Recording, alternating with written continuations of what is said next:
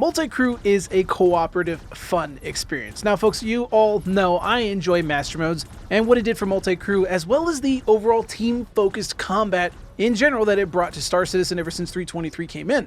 That being said, nothing is ever perfect, and of course there are numerous issues. Along with master modes and the weapon tuning balance, there are some issues when concerning multi-crew ships that have popped up here and there. Welcome pilots, my name is Hybrid V, and today I want to talk about weaknesses in multi-crew currently right now in Star Citizen, and what it's going to look like going forward down the line as CIG continues to improve it. And before we kick things off here folks, I do have to give a big shout out to our newest channel member, Warren3174. Thank you so much, and welcome to the crew. I think one of the big problems people seem to think that Star Citizen has currently with big ships and master modes is escaping combat with a bigger ship. The reality is that with nav mode, escaping combat is actually far easier than it ever was in the previous flight model. And this is simply because regardless of whether you're a nav or not, you have so much HP that a smaller ship attacking you really can't do much. If you don't believe me, just go watch my previous video if you haven't already, which has some tips for multi-crew combat versus larger ships.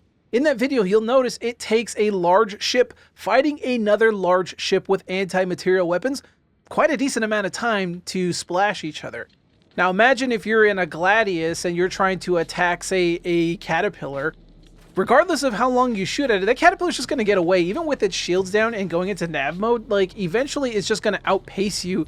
It's just going to climb to its maximum speed, which is not very fast, but it's still higher than your SCM speed. So it's going to get away. Even if you shoot at it with a full magazine, you're not going to pop that Caterpillar.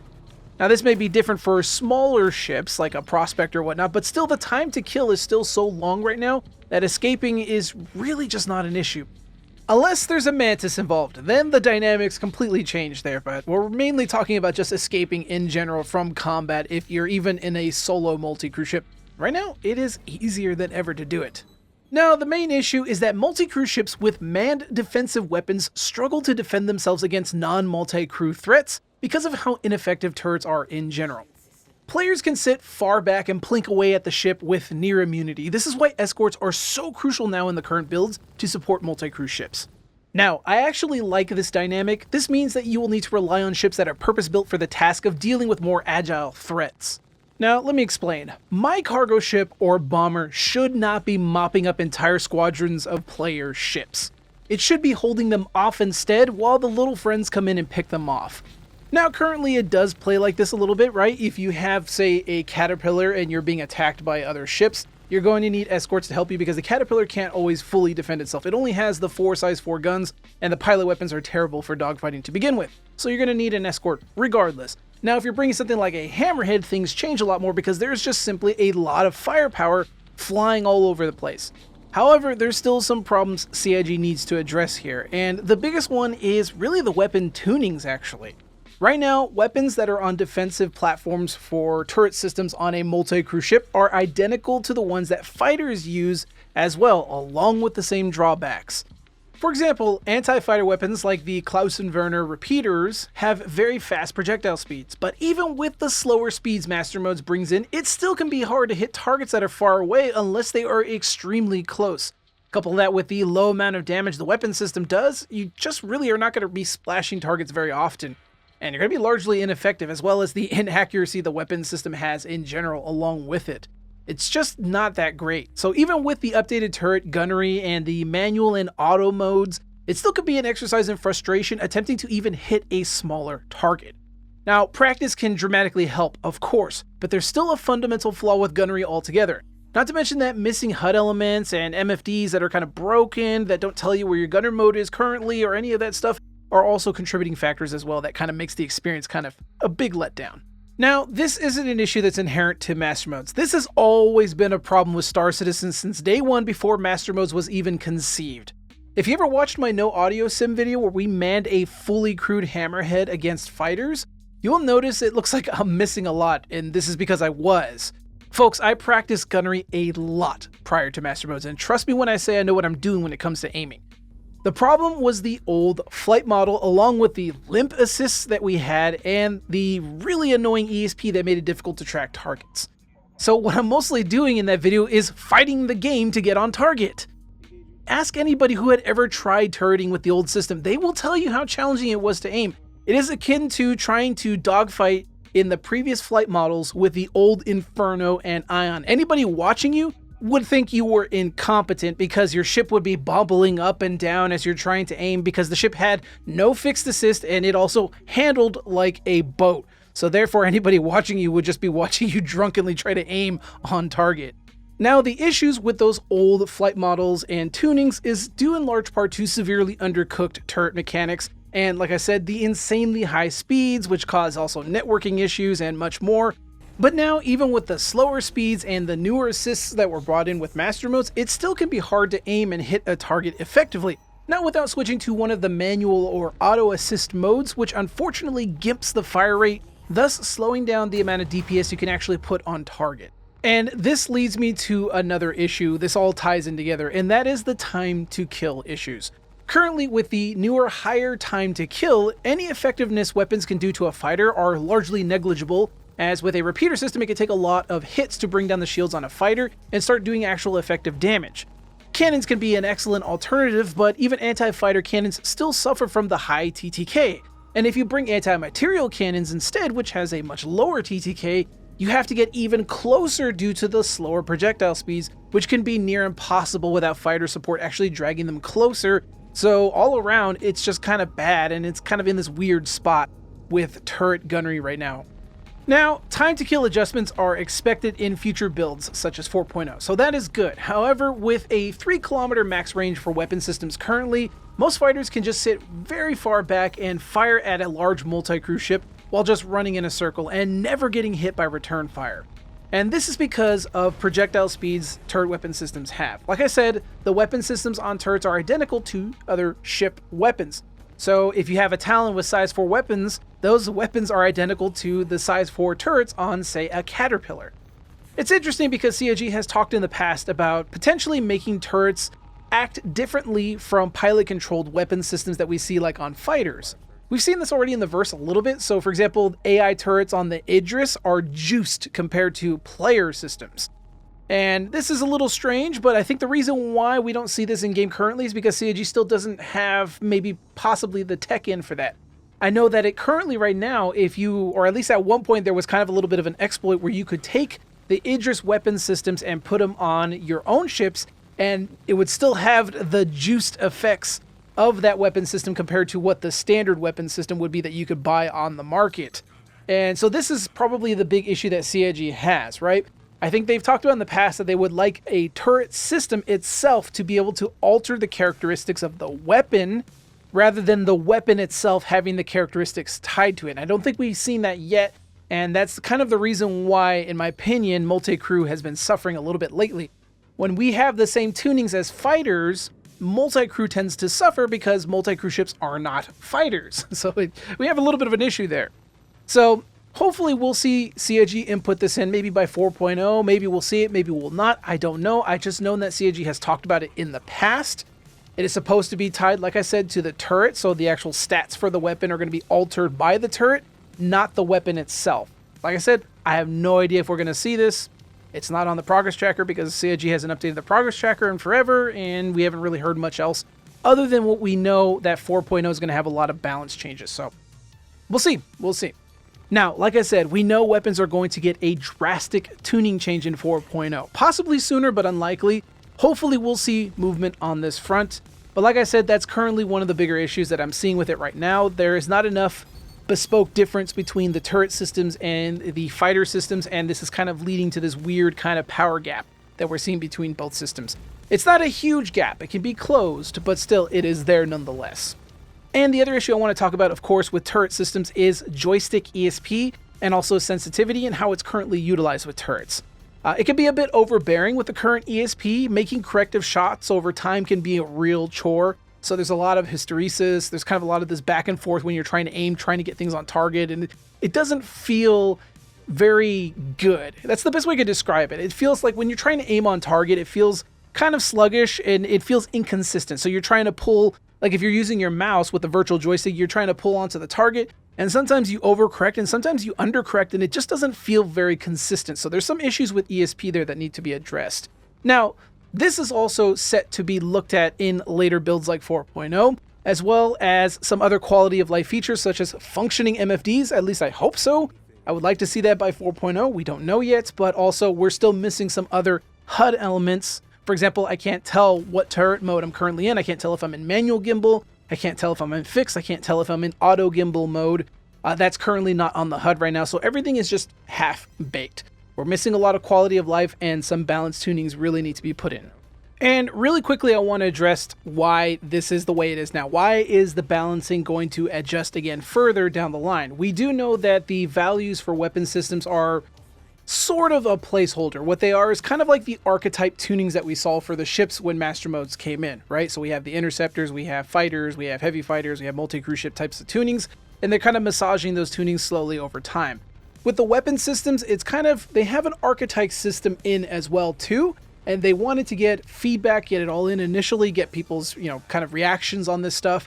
And then now as they're moving down the line with new patches and as well as they're marching towards 4.0, with that feedback and kind of having more ideas of what they want to do to kind of separate these systems out, they're now going to do further additional tunings to make these weapon systems far more bespoke. Remember guys, we're still missing a lot of the unique types of weapon systems like flak, plasma systems. We're missing any of the effects from those types of like incendiary weapons, right? We've talked about this. I had a video on this some time ago. I definitely recommend you go check it out. And this is stuff that's still not in the game currently, and it's expected to be in the game at some point. Now, I can't guarantee it's going to be in 4.0, but like I said, CIG is going to have to look at the current systems and see where these weapons are going to fall in with these new ideas. Maybe the attritions are going to have incendiary properties going forward, or maybe the K&W weapon systems are going to have something like that or something. Maybe the C788 ballistic combine cannon is going to be a flat cannon, or we're just going to get brand new weapons, right? We had an ISC it's kind of like an ISC. I don't think they called it that. They called it something else, I think. But we had one recently where the weapons team was talking about the work that they're doing now and going forward. Now, they only talked about first-person weapons, but they also said they work on ship weapons as well. And in some of the stuff that they showed there, some of the ship weapons there were being worked on were, of course, variations of ship weapons we've seen before, like just cool skins for existing weapons. But my money is that they're working on new weapons as well, too, including the ones with the new ammo systems that I talked about, right? So that potentially could be something we could see in 4.0, maybe much further. We'll see. Okay, so what is the best way to fix these problems if we know what the problems are to begin with? Now, first, I want to address the common concern people have, which is speeds. Now, increasing ship speeds is not going to fix the problem, in my opinion. Multi-crew was already a struggle bus before Master Modes. Now with Master Modes, they actually can be useful in a fight, but there's still that extra 20% of work that needs to be done to kind of even things out. Now, if CIG does decide to increase speeds in subsequent patches, they will have to increase multi-crew projectile speeds to compensate. If it is a flat fighter weapon to multi-crew weapon balance system like we have now, where our weapons are identical to fighter weapons, then multi-crew ships are just going to be back to square one again. This is why I'm not entirely convinced that increasing speeds is required to solve any of these issues, and in fact it actually can make things worse in my opinion. Either way, we are going to have to wait and see what CIG decides to do going forward, especially with 4.0. Speaking on 4.0, we know that they want to make combat far more engaging. The idea of more along the lines that they want trading shots in a dogfight and jockeying for position, rather than it being all about marksmanship like how it is now currently. However, multi-crew ship doesn't quite fit into that type of dynamic. If a multi-crew ship continues to miss its shots trying to defend itself against smaller threats, then it's practically worthless. This could be compensated for with a lower time to kill, making pilots getting closer end up paying higher prices for what is often a higher risk and little reward proposition. And as it should be in my opinion.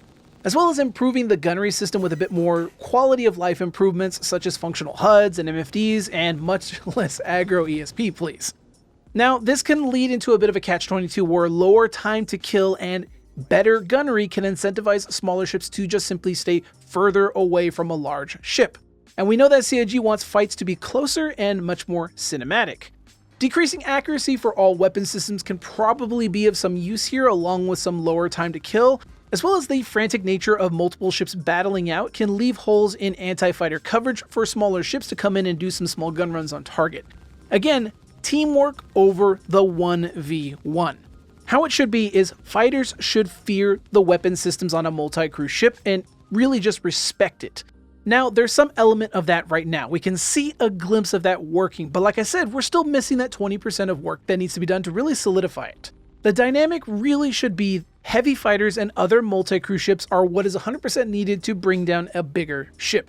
Smaller, light, and medium fighters should just simply not factor into that equation since their goal is to tie up other fighters and maybe on occasion get some licks in on a multi-crew ship when that ship is distracted fighting another large ship or a swarm of smaller ships.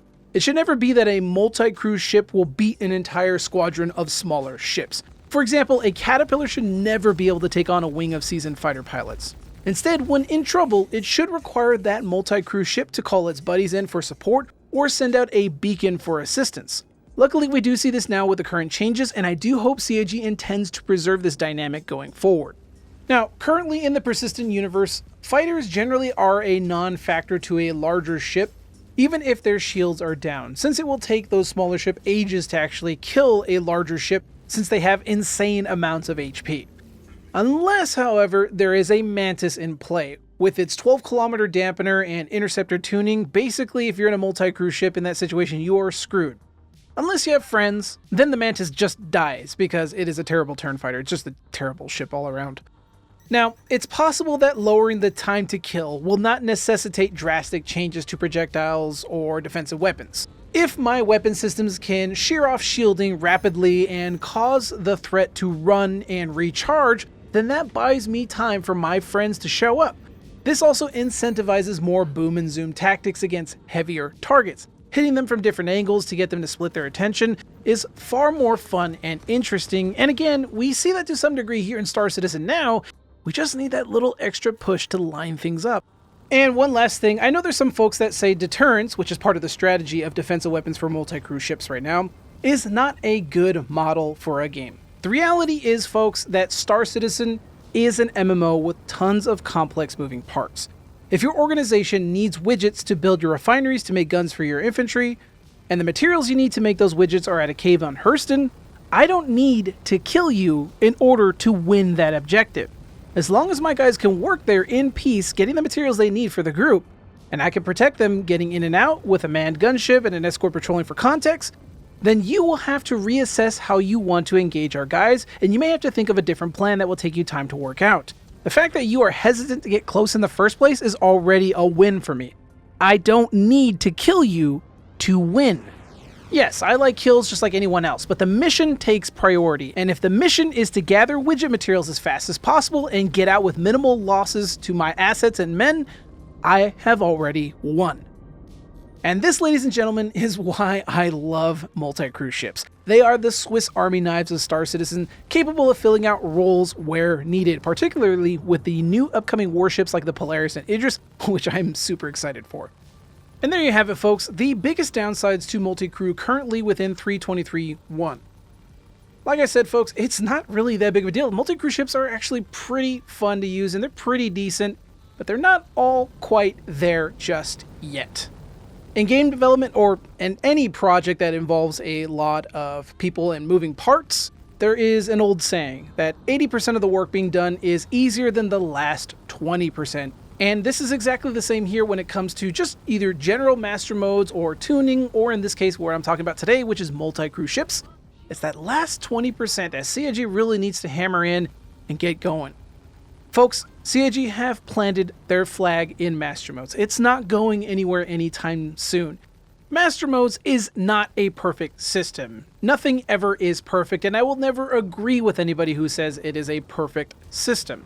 But what it sets out to do, which is to create a much more cinematic combat system, but also a much more team-focused combat system, is far closer than anybody who especially don't like Master Modes want to give it credit for.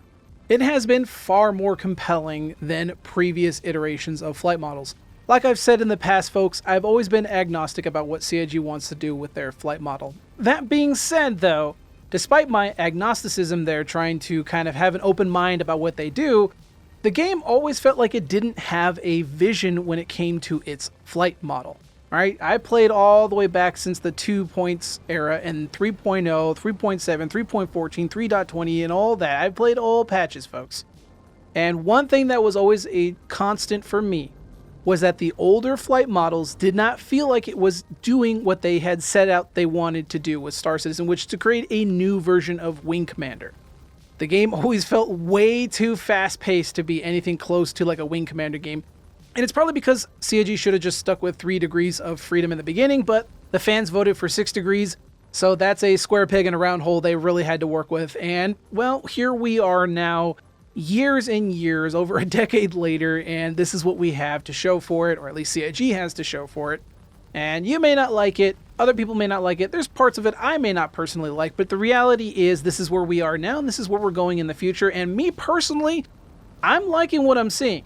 All right, this is already leading into far more interesting stuff that is closer to that Wing Commander style that Chris Roberts really wanted than anything the previous flight models ever showed off, because the previous flight models was very, very schizophrenic.